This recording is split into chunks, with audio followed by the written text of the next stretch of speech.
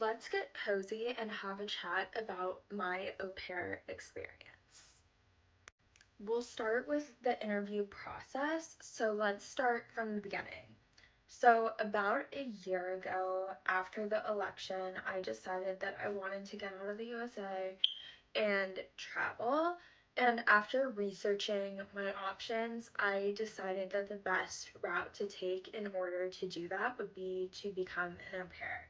For those of you that don't know what an au pair is, it's basically an international nanny who gets free room and board in exchange for pocket money so that you can sightsee and travel, etc.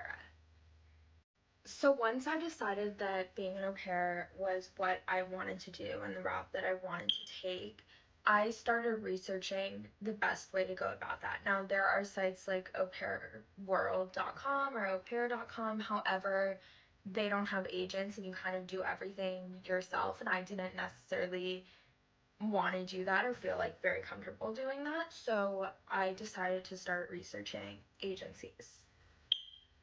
And when I started doing that, I found one that I really liked that is based in the Netherlands called Nina Care. It is, again, it's a Dutch-based agency primarily for au pairs. And so I downloaded the app, I created an account, I filled out my profile, and from there, I had an interview with an intake agent to see if I would be a good fit. I actually had two interviews. One where she told me about the program, two where I committed to doing it, and she interviewed me and asked about my experience to make sure that I would be a good fit. And so from there, she accepted me, she opened my profile to families, and I started applying to families. Now, most of my interviews were with families that were based in the Netherlands.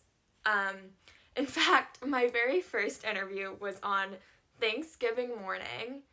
I was visiting family in California, and I was like, okay, I'll just do it real quick. It'll be fine. And it was a family in the Netherlands. They were so nice. I really, really liked them.